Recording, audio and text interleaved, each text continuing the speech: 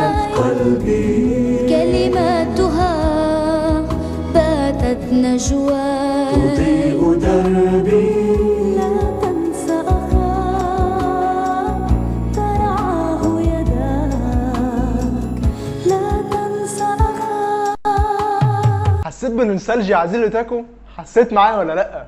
المهم عزيزي الاوتاكو، انت اكيد عرفت اكيد هنتكلم عن ايه، وهنتكلم في الحلقه دي عن توب 10 اغاني سبيس تون. وانا وارساني اخواتنا الاوتاكويه عملنا لسته حطينا فيها ال10 اغاني بناء على تفضيلنا الشخصي. عشان ما اطولش عليك يا عزيزي الاوتاكو، يلا نبتدي بالمركز العاشر.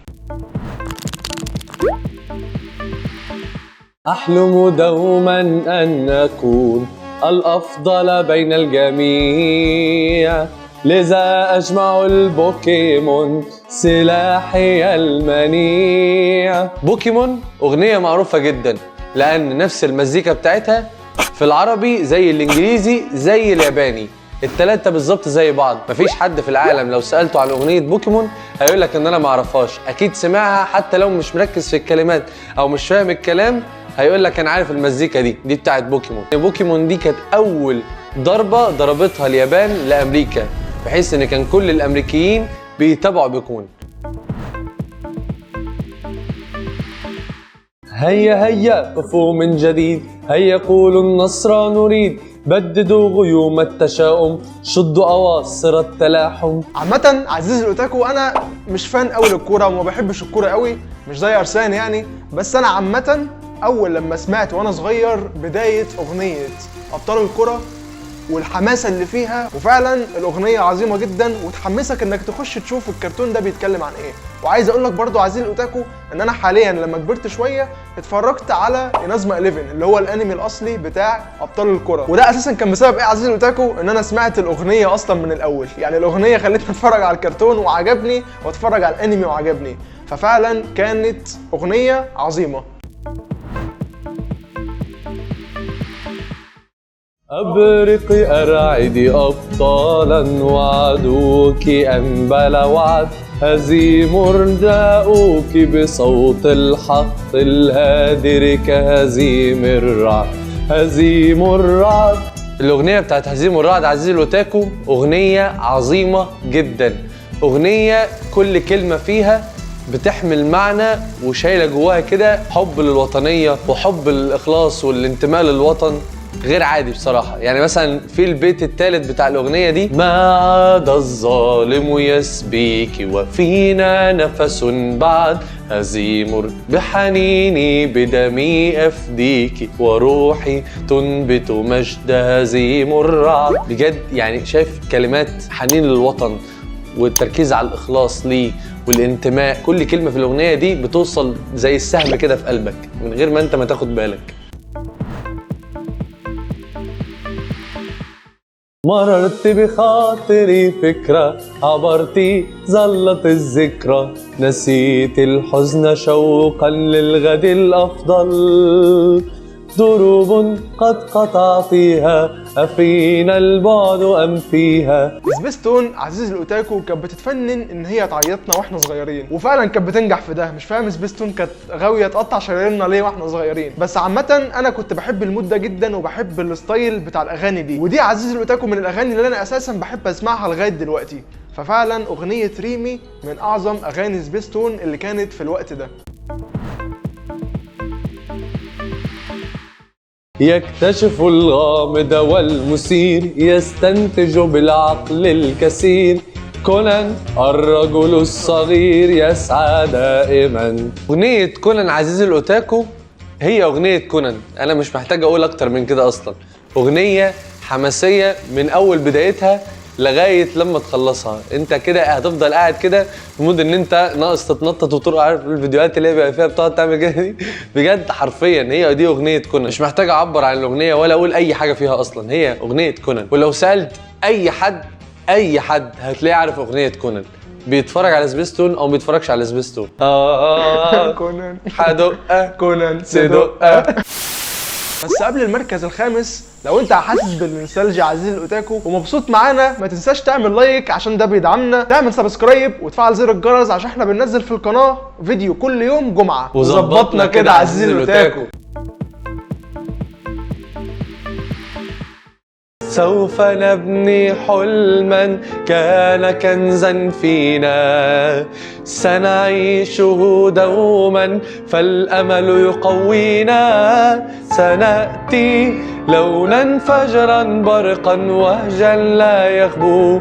عزيزي الاوتاكو، قناه سبيس تون ما كانتش قناه شباب المستقبل من فراغ، كانت بتركز فعلا ان احنا تطلعنا شباب نقدر نعتمد على نفسنا ونقدر فعلا ان احنا نبقى ناجحين في حياتنا. وده كانت بتعمله ازاي؟ كانت بتعمله في كل تفصيله في اي حاجه كانت بتقدمها سبيس تون، حتى في الاغاني. يعني لو جينا ركزنا في كلام الاغاني هنلاقي ان هي كانت بتحط كلام يخلينا نعرف ازاي نعتمد على نفسنا وازاي نعرف نجري ورا الحلم بتاعنا، حتى لو كانت بتقابلنا عقبات واوقات كتير بنحس ان احنا مش هنعرف نحقق الحلم ده، ولكن لازم نثابر ونعافر علشان نحقق الحلم ده. وده الكلام اللي موجود في اغنيه بليزنج تينز. يعني اغنيه بليزنج تينز الكلام اللي فيها عن اليويو، بس انت ممكن تاخد الكلام ده على اي هدف انت عايز تحققه. في اليويو فوز غدا جمرا ما خمدا، جمرا ما خمدا. سابق لا تتردد، لاحق الفوز مؤكد، لا لن يهزم أبدا من سعى بإصرار. أغنية سابق ولاحق عزيزي الأوتاكو أغنية توب التوب. انت بعد ما بتسمعها كده بتقوم ممكن تحقق اي حاجه في حياتك. وعشان كده عزيزي الاوتاكو هتلاقي ان الاغنيتين اللي ورا بعض، المركز الخامس والمركز الرابع، الاتنين في نفس الدايره، والاتنين بيتكلموا عن الحلم وان انت لو في اي حاجه عايز تعملها هتعملها. اغنيه بليزنج تينز وسابق ولاحق، قناه شباب المستقبل يا جماعه، ده كده كده. حلمنا نهار، نهارنا امل، نملك الخيار وخيارنا الأمل، وتهدينا الحياة أطواء في آخر النفق، تدعونا كي ننسى ألما عشنا. شايف التفاؤل عزيزي الاوتاكو؟ شايف العظمه في الكلام والكلام الجميل اللي حسسك ان انت حابب الحياه؟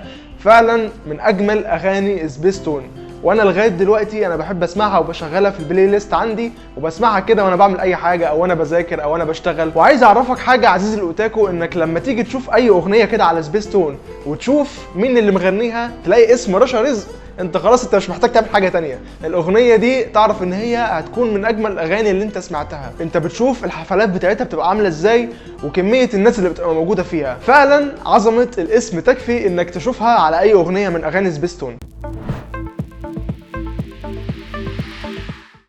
دمي يا أختي دميني،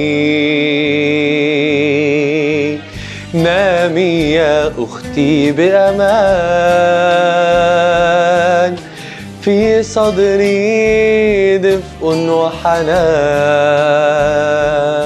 أغنية أنا وأختي عزيزي الأوتاكو أغنية جميلة جميلة تسمعها في أي وقت في أي مكان. إحنا كنا محتارين ما بين أنا وأختي وأنا وأخي، الاتنين أغاني حلوة جدا وعاليين جدا، لكن بصراحة الموسيقى والشخص اللي كان بيغني في أغنية أنا وأختي أحسن بكتير من اللي كان بيغني في أنا وأخي. أنا حتى سمعناها لناس ما اتفرجوش على سبيس تون وما يعرفوش الأغاني دي، أول مرة يسمعوها واختاروا أنا وأختي عن أنا وأخي، فده يأكد لك قد ايه عظمة أغنية أنا وأختي. قد مرت أمي في حلمي مثل النجم.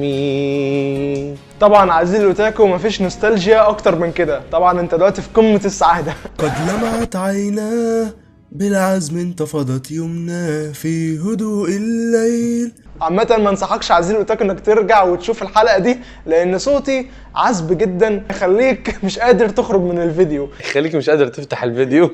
فانت لو من محبين اغنية القناص عزيزي الاوتاكو اوعى تروح تشوف الحلقة. ولكن اخواتنا الاوتاكوية من اعظم اغاني سبيس تون فعلا، وتستاهل توب 1 مستريح. مش محتاجين نحتار في ان احنا نحط ايه ولا ايه، لا هي الاغنية توب 1 مستريح. وعارف عزيزي الاوتاكو حالة السكينة كده والهدوء والسلام مع سنة توتر كده، دي الحالة فعلا اللي انا كنت بخش فيها وانا صغير اول ما اسمع رنة الجرس كده اللي في بداية اغنية القناص. كل تفصيلة فيها وكل تفصيلة في الاغنية، المزيكا والكلام يخليك تدخل في عالم تاني كده. فعلا عزيزي الاوتاكو زي ما بتقول رشا رزق قد لمعت عيناه. انا كنت بحس نفس الطفل ده اول لما بتفرج على الاغنية قد لمعت عيناه فعلا. يعني هي كانت بتوصف الطفل اللي بيتفرج على الاغنيه. لو علينا هنحط اغاني سبيستون كلها توب 10، ففعلا لازم نختم كده ونقول شكرا سبيستون.